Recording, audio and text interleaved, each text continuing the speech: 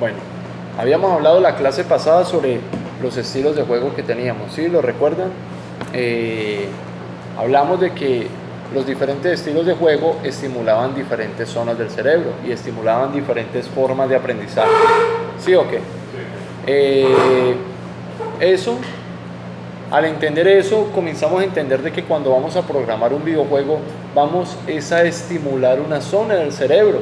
Y cuando entendemos eso, entonces vamos a poder entender de que el juego que vamos a hacer va a estar diseñado exactamente para poder experimentar con esas zonas del cerebro con la que la persona que juega se va a divertir. Entonces, decimos de que tenemos diferentes formatos de juego, entonces significa de que tenemos diferentes jugadores, ¿sí o qué? Y esos diferentes jugadores se estimulan con diferentes juegos. Unos aman los juegos deportivos, otros aman los juegos de acción, ¿sí o qué? O sea que son diferentes públicos. Ténganlo en cuenta. Yo sé que estamos haciendo juegos, pero para hacer juegos y que tú hagas un juego, lo importante es que la gente juegue tu juego, ¿sí o qué? Es como escribir un libro y que no lo lea nadie. Entonces te vas a sentir pues mal, y eso hace parte de la zona de marketing.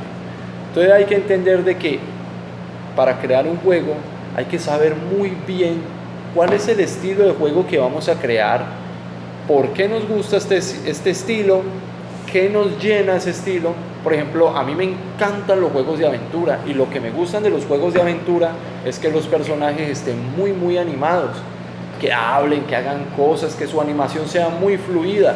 Y eso me gusta mucho de los juegos de aventura, porque creo que uno personaliza más la acción. Entonces, asimismo, hay personas que les gustan son los juegos de shooter, donde se vuelven habilidosos a la hora de disparar y darse pues bala con diferentes personajes, y les fascina ese estilo. Otros que les gustan los juegos de plataforma, porque los juegos de plataforma exigen habilidad.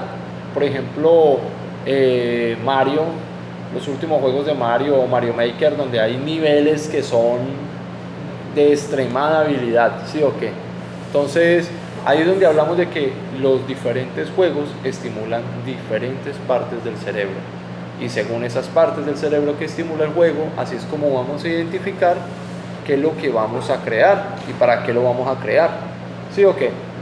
Entonces, hablábamos la clase anterior que teníamos juegos de acción y habilidad, que entre ellos están los juegos de shooter, de pelea y de plataformas, los juegos de estrategia, como los juegos Age of Empires, o juegos de conquistas o civilizaciones, los juegos de aventura que hemos hablado, como los juegos de Metroidvania o los juegos estilo Tomb Raider, los juegos de RPG, que son una mezcla entre la estrategia y la aventura y un crecimiento del personaje y el mundo libre.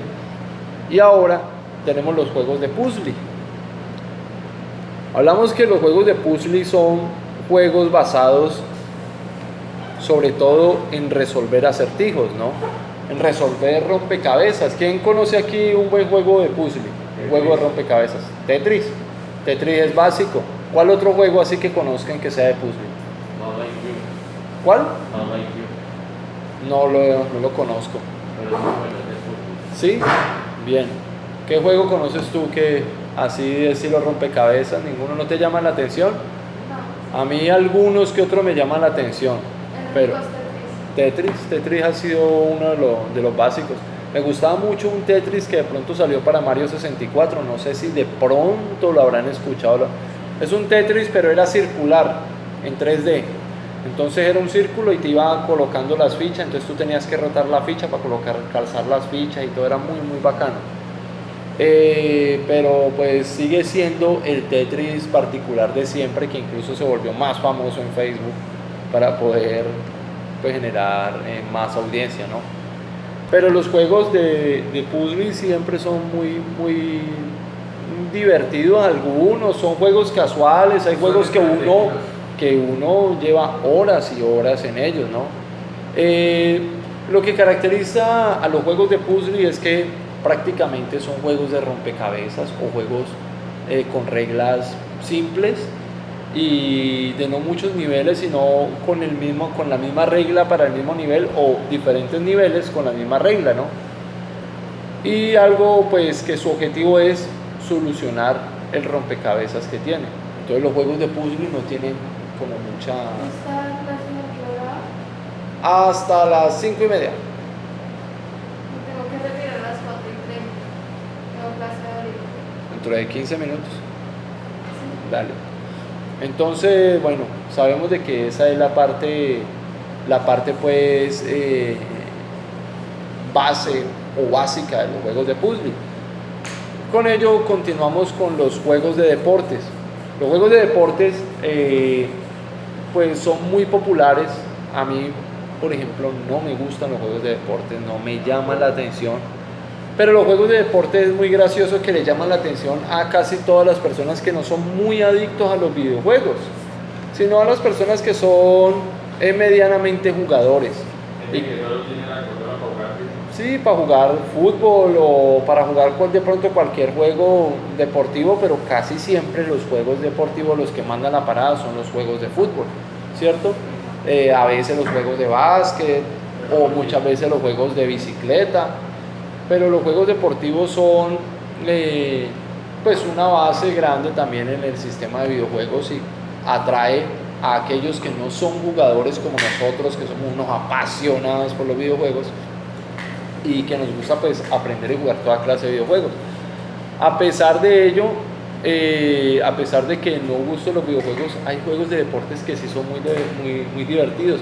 A mí no me gusta el fútbol, pero Mario Soccer, ¡boh! Qué juego tan bacano, qué juego tan chévere, chistoso, uno se lo juega y se divierte un rato. Entonces hay juegos deportivos también con una metodología diferente que los vuelve también amenos, que los vuelve divertidos. Sí, ya le jugado que me haya gustado el de Mario Strikers.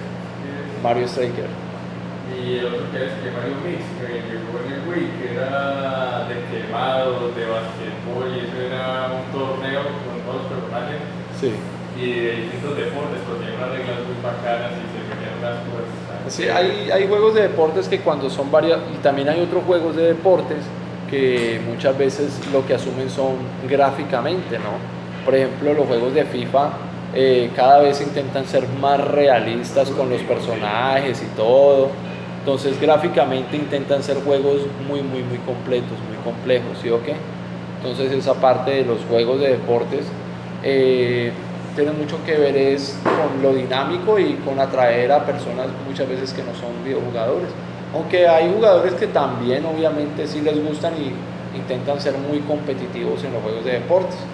Estos juegos los identifica de que muchas veces son simuladores completos del deporte como tal y desde allí se divide una ciencia del deporte que estos juegos han transformado para que se inicie una ciencia del deporte digital, para que esa ciencia del deporte haga que los deportistas puedan medir incluso su desempeño de una manera digital y de una manera mucho mejor, ¿no? Y otra cosa es también en los juegos de deporte que atrae mucho es jugar por equipos. Hay muchos juegos de deportes que se inició que casi siempre era el juego por equipos y eso generaba pues mayor diversión al incluir diferentes personas para poder jugar por equipos, ¿no? Entonces esa parte pues es interesante de conocerlo. Y otro estilo de juego son los juegos de construcción y administración. Juegos de construcción y administración son los juegos como los Sim, los de Sin City, perdón, los de Sin City, no lo recuerdo, no sé, es un juego de construir ciudades y todo, o juegos que tienen que ver con administrar empresas o administrar negocios, que son juegos más que todo donde su objetivo principal es el manejo de los recursos. Ajá, exacto, estos juegos sirven para eso mismo, para aprender a manejar mejor las herramientas administrativas y aprender bases administrativas sobre el manejo de los recursos. Estos juegos en sí no contienen enemigos característicos, no contienen de que te va a matar cierto enemigo, sino que casi siempre se basa en ello, en cómo administrar los recursos de la ciudad o cómo construir o cómo hacer crecer. En avance, que gana más dinero, desbloquea más cosas. Exactamente, esa parte es lo que contiene y es la base del juego. Pues lo más común que yo conozco de eso son de tener granja, ¿Cuál? que tienen granja. Ah, el de la sí, Mejorando y así. el de las granjas de celular, que lo ha jugado mucha gente también. El único que yo me acuerdo así bien sería uno de computador viejo que era su tico.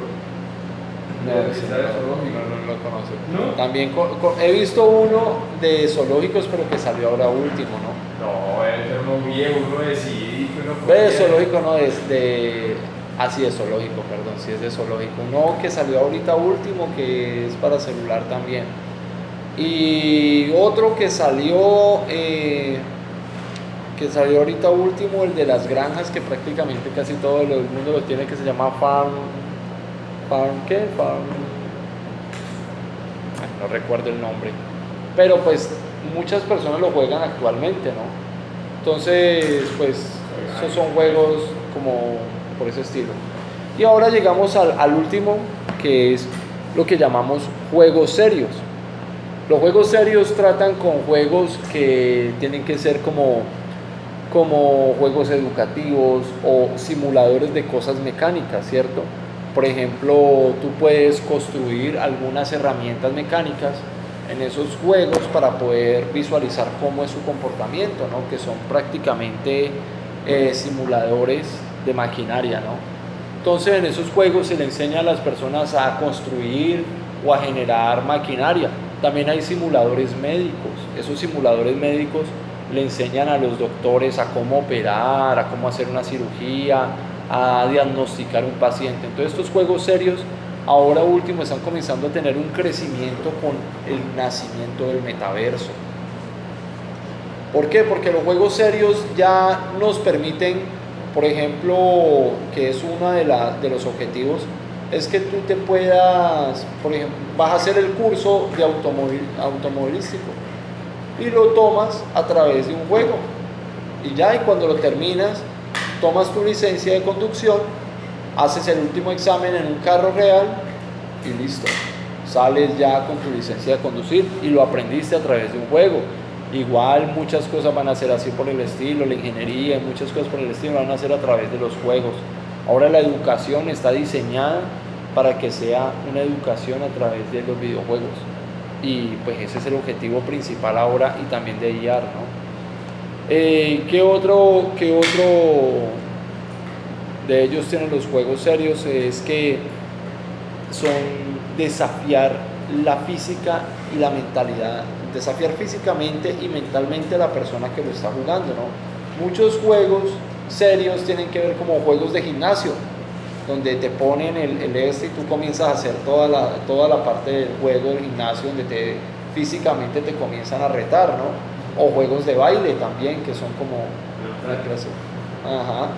Entonces esos son como los juegos serios, o lo que tiene que ver con la base de los juegos serios. Lo de Just Dance, acá lo tenemos, y hay una parte, no de las canciones, hay una parte que es para hacer ejercicio, que te pone ciertos movimientos dependiendo de la intensidad y todo, y te dice si hiciste los movimientos correctamente, cuántas calorías se supone que quemaste en el tiempo, sí. en qué horario vas a poner el contenido. Eso es buenísimo, eso es muy bueno también. Y por último, entonces entramos a lo que son los juegos casuales, que se me perdió la última diapositiva, los juegos sociales. Los juegos sociales o los juegos casuales, los juegos sociales tienen que ver ya no con un estilo, sino con el crecimiento del Internet. Entonces aquí vamos a abrir un espacio muy grande porque después del nacimiento del Internet el mundo es otro y antes del Internet el mundo era algo muy diferente. Ustedes nacieron con el crecimiento del Internet cuando el Internet prácticamente estaba en su furor y no es igual el mundo a como era hace 30 años atrás, donde las comunicaciones eran por un teléfono con cuerda, ¿no? Y creo que era lo más avanzado en comunicaciones, más la televisión y los computadores, pero un computador servía así mucho para jugar y y trabajar con Word o diseñar cualquier cosa, pero no tenía los alcances que tienen el día de hoy los computadores. Entonces el Internet abrió puertas a algo muy importante que se llaman las puertas a la distribución digital. Y las puertas de la distribución digital permitió que el conocimiento sea tal como es ahora. Y lo más gracioso es que los colegios, por ser colegios del siglo XX, para poder mantener ese modelo de negocio educativo, no permiten de que la educación digital entre con la fuerza que debe entrar a los jóvenes del día de hoy. ¿Comprenden hasta ahí lo que les estoy explicando? Todo lo que me refiero es que en la clase pasada yo les había explicado de que nosotros teníamos la puerta del conocimiento con las llaves del Internet, ¿sí o qué?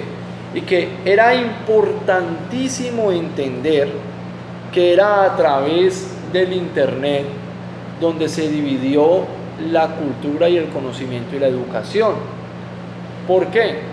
Porque anteriormente no había esa capacidad de digitalizar el conocimiento y poder mandar el conocimiento a todas partes. Otra cosa muy importante es el conocimiento instantáneo, o sea, el conocimiento online, el en vivo, ¿no? Que todas las personas pueden tener. Hace 20 años, alguien que estuviera haciendo un en vivo era algo muy importante, era algo increíble. Ahora cualquier persona, un niño de 6 meses puede hacer su en vivo y tiene un celular y le sabe hundir el botón. ¿Sí o no? Entonces la cuestión es, hasta he visto un video de un perro que robó un celular, no sé si lo han visto, que sale corriendo con un celular. Entonces, esto nos ha permitido de que cada uno de nosotros tengamos una conexión con el mundo instantánea. Y poder entender eso es tan fácil, pero entender los alcances de eso es tan difícil. ¿Me entienden? En este momento ustedes tienen la capacidad, cada uno de ustedes, de los que están aquí, de comunicarse con cualquier parte del mundo ya si lo quieren y mandar su mensaje o lo que estén creando ya a que lo visualicen miles de personas si ustedes saben y tienen el conocimiento. ¿Sí o qué? Lo pueden hacer y eso permite que tu conocimiento o tu personalidad se pueda duplicar a través del Internet. Entonces a lo que me refiero es que el Internet nos permitió poder compartir toda la información en cuestión de segundos y recibir toda la información que necesitamos en cuestión de segundos.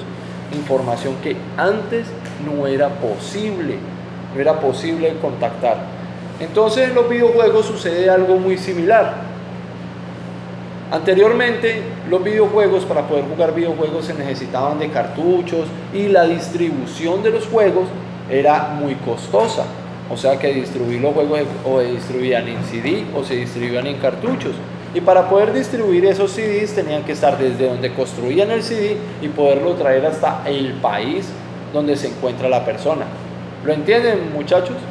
Entonces resulta de que con el Internet se cortó todo eso y se permitió que la digitalización y el compartir a través del mundo digital fuera instantáneo.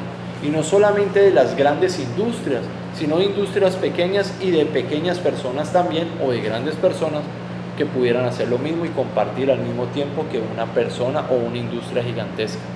Entonces entienden o comprenden ahora la apertura de una puerta tan inmensa como el Internet, el poder que nos dio no solamente a los videojugadores o a los constructores de videojuegos, sino a todo el mundo. Transformó por completo la cultura no solamente del juego, sino la cultura de la educación. Son las 15 exactamente, las 1:30.